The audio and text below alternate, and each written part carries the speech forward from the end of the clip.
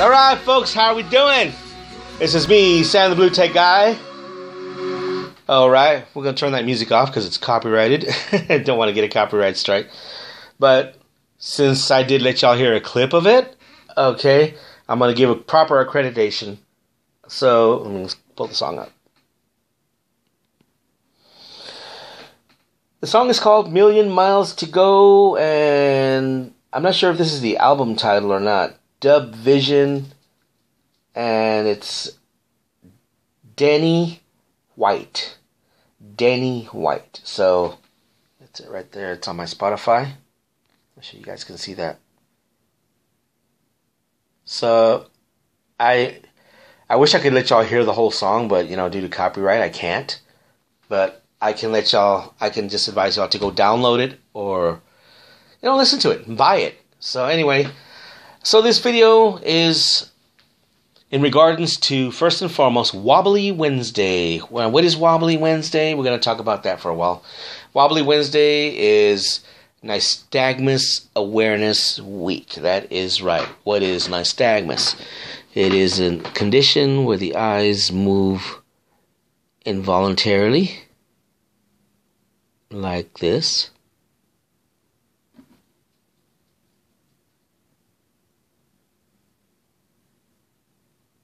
Just like that. So that's what nystagmus is, and every first Wednesday of November, there's a national day to recognize or basically to bring awareness about this condition. It's an involuntary movement of the eyes. It can be rapid, it can be mild, it can be subtle. So yeah, that's what it is. Many people say that this condition it's an eye condition, which it can be an eye condition, but it's not necessarily just an eye condition alone. They call it an eye condition because it affects vision in a certain way. But the actual root of the problem is not with the eyes. It's neurological. Yeah, that's right. It's a neurological defect in the brain, which the part of the brain that controls your eye movement, well, there's it's like a short circuit, you know, firing random signals to the eye muscles, and that's why the eyes move up and down, or in some cases they might move vertical, and some people's eyes might even move in circles. You know, so that's what it is. They consider it an eye condition because it does affect vision a lot more than what you think it would. But it's neurological. So yeah, it's a little bit of both, but the root cause of it is neurological. So anyway, that's a quick explanation about nystagmus. So this is because this video is about nystagmus awareness. This is known as the Nystagmus Tag. So in this video, I'm going to answer 8 questions. There's a tag out there in regards to nystagmus. And I can say that I was tagged, and I was also inspired to do this tag by Jessica King over in the UK. Really nice young girl, really nice. I like her. I watch her videos all the time. I'm subscribed to her. She did the tag, so now I'm going to do the tag. And they're the same 8 questions that she answered, and I'm going to answer them with my answers. I also want to give accreditation out there to J.R. Bjarnson. He does not have nystagmus, but he is visually impaired as well. So all 3 of us have this in common. Yeah, he's a nice, swell guy from Canada. He likes to share bits and pieces of his life. He also has a podcast on Anchor. If you don't know what Anchor is a podcasting app that you can download to your phone. Yeah. It's on iOS, Android, and you can basically listen to anybody you want to listen to on Anchor. Let's see what I got here. See, so I've got a lot of videos up here that I can listen to. So see, you've got, that's called your radio dial, and you click on anybody. So anyway, and he's under J.R. Bjarnson, B-J-A-R-E-N-S-O-N. You can listen to him on that. Twitter, he's on Twitter at The One Who Cares. He's also on Instagram. So anyway, you can go to his channel and find out more about him. So anyway, to the questions. The questions, these are 8 questions about Nystagmus, and I'm going to give you all my answers. I've got them written down here. So without further ado, let's get them started. We are 5 minutes into the video, and I haven't answered a single question. So we're going to go ahead and do that now. All right. Nystagmus Tag. Okay, question number 1. Are you the only one in your family with Nystagmus? Yes, I am the only one in my family. Unfortunately, I'm the lucky one. I'm the only one with that condition. Am I lucky, guys, or did I just get the short end of the stick? You know what I mean? Is it a good thing or a bad thing? It's okay. It's acceptable. So, anyway, I am the only one who has it. So, okay, okay, let's read this. How has your Nystagmus affected your life? Or better yet, well, I'm going to say my daily life, yeah, because pretty much, how has it affected me? Well, okay, first and foremost, it makes things challenging for me. Anything that's visual is challenging, and this could be from reading, watching TV, and I talk about reading. I mean, even this can be a little challenging. It's large print, but still, when the eye's moving around so much, it's easy for me to lose my place. Watching TV is challenging because sometimes I'm watching a TV show, and even if I'm looking directly at it, I miss things on the screen. I mean, I could miss facial expressions, a handshake, or what just happened? What? Okay, yeah, for someone, an actor can walk into the door in the background. What was that? Oh, okay, what did he come? You know what I mean? So I tend to miss things. It's like playing those, if you ever played those video games or have those puzzles where they show you an image and everything is jumbled up and you have to try to find specific items within that image. Like, if you have ever played the game Criminal Case on your phone, where everything's all jumbled up, there's just a whole bunch of clutter of random things, but you're asked to find specific things in the image. That's my daily life. That's one thing that affects me. Sometimes I could be looking for keys. I can be looking for a pencil on the table. If there's too much clutter around things, I will miss things. And this is on TV, but this is also on a table. I can put my phone down, and if there's too many other things around the phone, I'm going to be, where's my phone? Where's my phone? Where's my phone? Where's my phone? And it's right there in front of me. So, yeah, it affects my depth perception. When I reach for things, I tend to knock things over. And I also, stepping down mobility, it affects my mobility because steps are a little bit challenging. I can't always find where the step starts or where it ends. The same is for curbs. So, yeah. So on occasions for that, that's why I have this buddy. We're going to step out of the shot real quick. So yeah, that can be a little challenging. That's how it affects me as well. So that's why I have this buddy. This is my ID cane, or symbol cane, should I say. So not just for identification, but also to help me with things like that. And there's a few reasons why I use one of these. I'm not totally blind, guys, but I do use a symbol cane. And I'll explain more as the video goes on. So anyway, yeah, that's how it affects me. And, you know, it's in many different ways. I also cannot drive because of the Nystagmus and other conditions that we'll get to. But I also cannot drive too because it affects my visual acuity. My vision can be 2200, 2100, 2080, 2100, 2200. So I have glasses. They don't help much. They relieve some eye strain, but they don't help much because they don't stop the eye movement. There is surgery for Nystagmus, but I won't do it because it's a waste of time. It doesn't really fix the problem. So, yeah. Anyway, next question. All right. So, okay. Number 3. What are you registered as? Okay, this is in regards to, yeah, like, I want to say maybe disability or something. But I am registered as legally blind. Not totally blind, not necessarily severely blind, but I am registered as legally blind. Yeah, as far as the federal government is concerned, and as far as in my state, yeah, I am registered as legally blind. Okay, so the next question is here.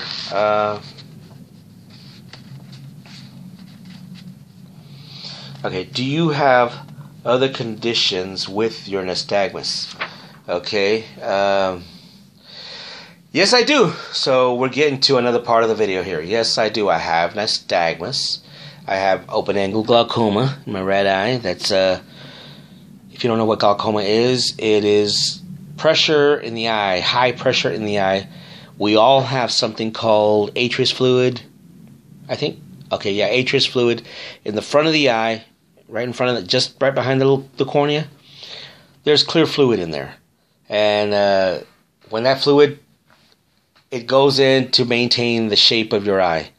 But then it drains out through a portion at the bottom of the eye, just below the iris, called the trabecular meshwork. So anyway, when that process is interrupted, sometimes the fluid doesn't drain as fluent as it's supposed to, and pressure right behind the eye, but in front of the iris, it builds. So eye doctors will use something called a tonometer. Anyway, to measure your eye pressure, and basically the higher the number, the more pressure you have. So that's what glaucoma is. Yeah. Okay. So I got a little technical there, but that's what glaucoma is. It's open angle glaucoma. There are different types: closed angle, and I have open angle. Secondary glaucoma in this eye, because that was due to an injury that I received when I was 6 years old. My eyes don't even look the same. But they both have nystagmus. So, yeah. Let's see, where was I? Okay, so, yeah, okay, that is one condition that I have. I'm also myopic, myopia, mild astigmatism. I also have a restricted visual field, which is basically very limited visual field, peripheral vision. I'm totally blind in this eye. Almost half blind over here because the peripheral vision is gone. Now, what that's like, it's basically almost like, if you think about it, when you see, you should have 180 degrees with both eyes like this, so you should be able to see ear to ear. You know, in other words, if somebody's sitting next to you or standing next to you, you should be able to notice it. You should still be able to see it. I cannot do that, so that is my other condition that I have, a restricted visual field. Helicopter flying over, huh? Okay. Anyway, so, yeah. I'm going to show y'all real quick what that looks like. So if you think of it as a restricted visual field right here, you're looking at me and you can see things beside me. Well, a restricted visual field would basically be something like, let me see what I can do here to show you guys. Okay, let me demonstrate this real quick. Okay, so because I want to show you guys, I want to make you all aware. Okay, so restricted visual field would be like this. If I take this piece of cardboard and I bring it in just about right there, there you go. Restricted visual field right there. So you can no longer see what's next to me, but you can still see me. Like that.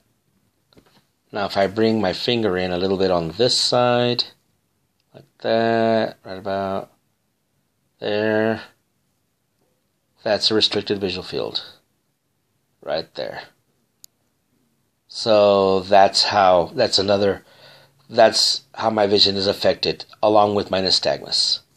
If you add a little bit of fuzziness and a little bit of blurriness, yeah.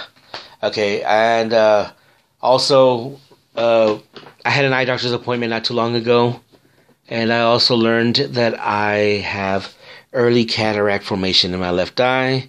So yes, there is a cataract forming there, which is causing me to have my vision's looking a little fuzzy. Things are starting to look a little bit dim.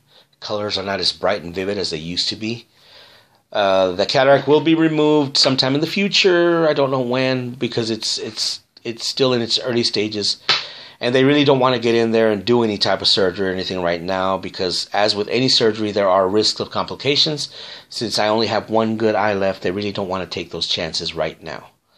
So yeah, those are the additional conditions that I have besides my nystagmus, or along with nystagmus. Okay, let's see here. Okay, do you have any visual aids? Yes, I do. Visual aids? Yes, I do. I have apps on my phone. First and foremost, I use something called Select to Speak. And this allows me... Okay, let me do that again.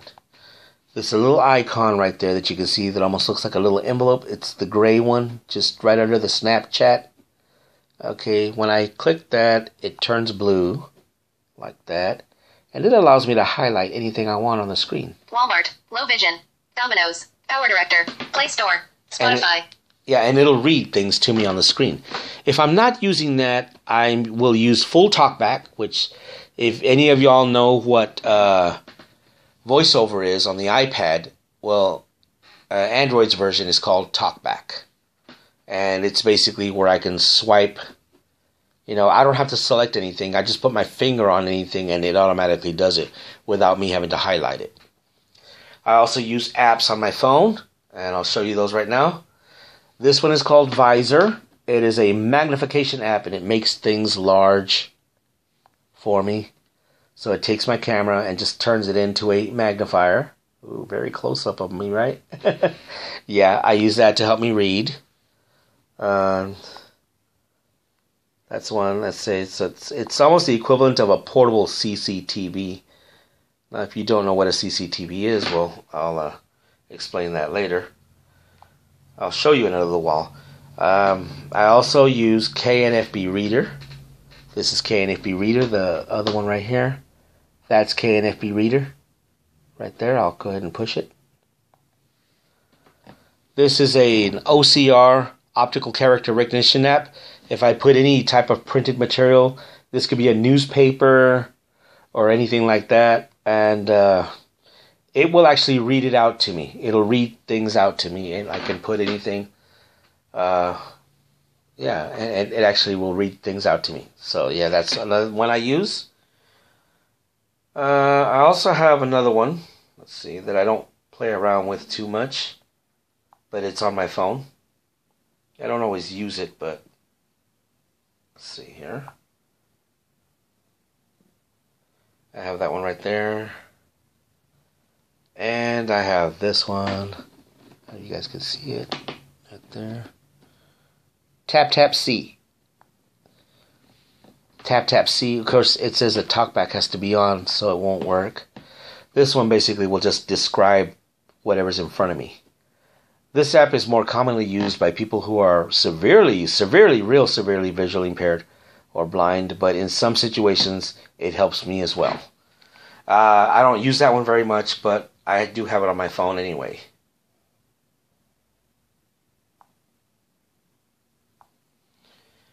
So in addition to that, I have magnifiers, just traditional magnifiers, and I have several different ones. Each one is of a different magnification level. I have my monocular that I use. I use this for street signs, anything that I need to see at a distance. This is whether it's a street sign. I use it in restaurants to read overhead menus. I use it sometimes in the movie theater. Even here at home, I use it whenever I want to read something from the TV. If I'm sitting across the room and I want to be able to read something, either a subtitle, football scores, or anything like that, you will use it for that too. So I use it for anything that I need to read in a distance. Mobility, it helps me out because I can find addresses, the names on buildings, all that sort of thing. So I use that.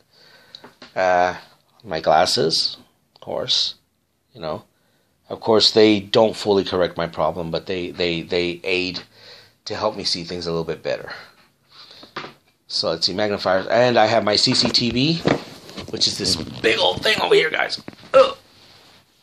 Right there, you see that big blue thing over there with the yellow knobs, with the 3 big knobs on it. It almost looks like a computer monitor. It's right next to the Apple plant. Okay, so that's my big CCTV. I use that for reading my bills, reading newspapers, anything of small print. And I also have my talking book player from the NLS, the Texas Talking Book Program, which I use that for books, digital cartridges, audio cartridges that I receive for book reading because I'm not able to read for a long time. There's eye fatigue. Sometimes I have to stop reading. I could be reading something even on my CCTV. Even this, it's big bold print, but sometimes my eyes get tired. I get eye fatigue and I really have to stop reading at times. I can be in the middle of something and it's like, oh man, I gotta stop. TV, and things like that because the nystagmus. So yeah, those are the visual aids that I have. Let's see, what are the other ones? Well, question number 6. Do you have any advice for parents of children with nystagmus? Yes, I do. First and foremost, I say, don't think that your children can't do anything because they have this eye condition. They can probably do, or more than likely do, anything that anybody else can do.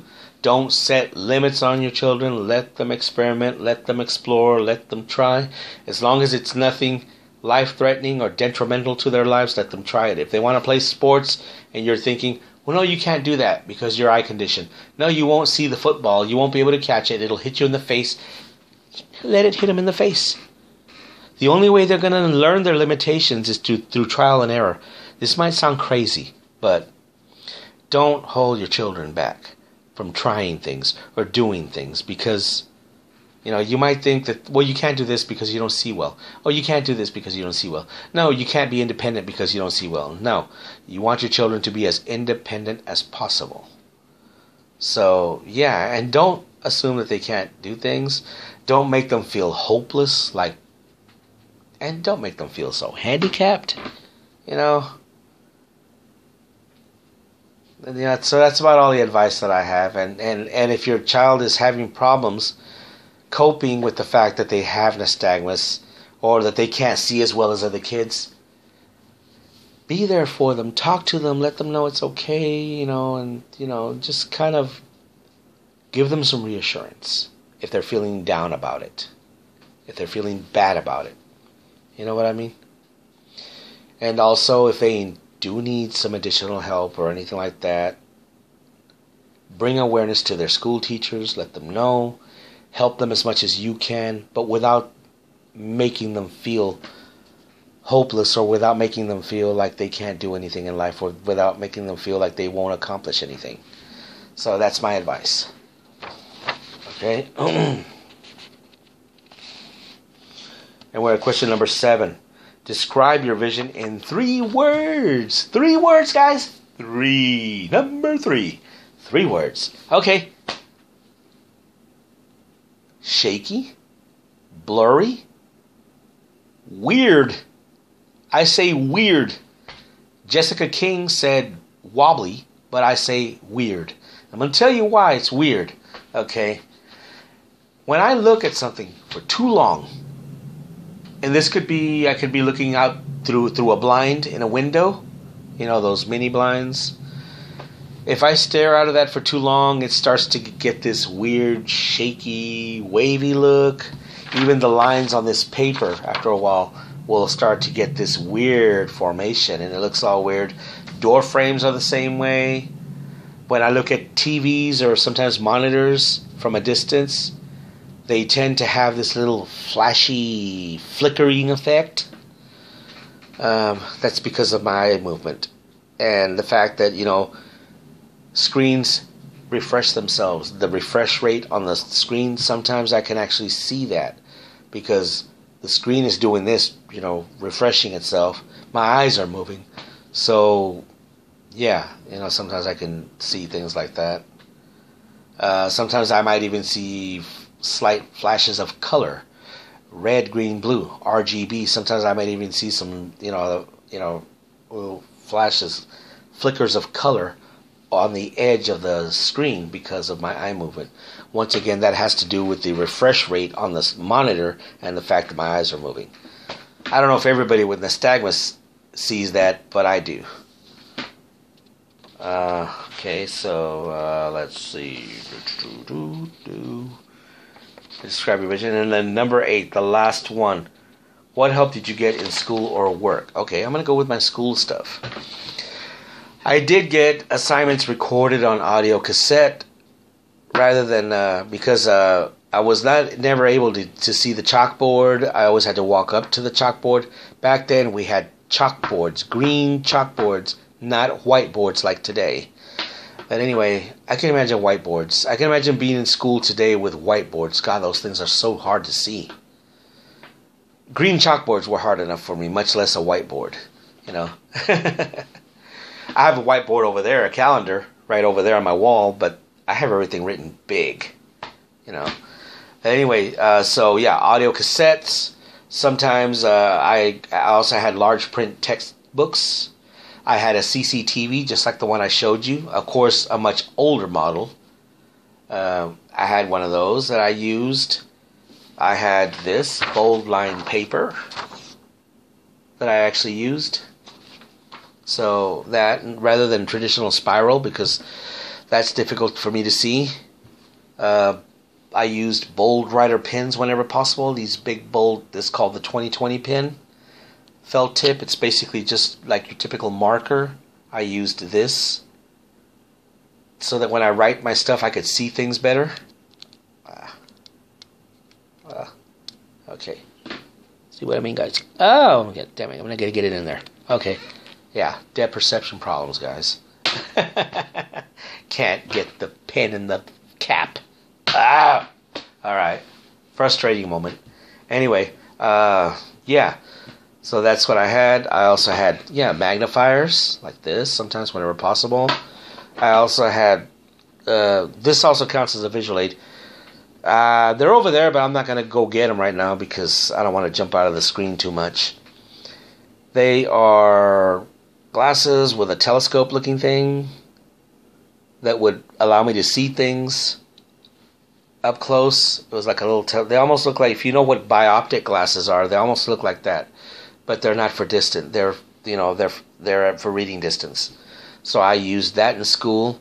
I also had reading guides, contrast sheets. If you don't know what those are, they're yellow sheets or colored sheets that you place over the text to make it a little bolder and sharper.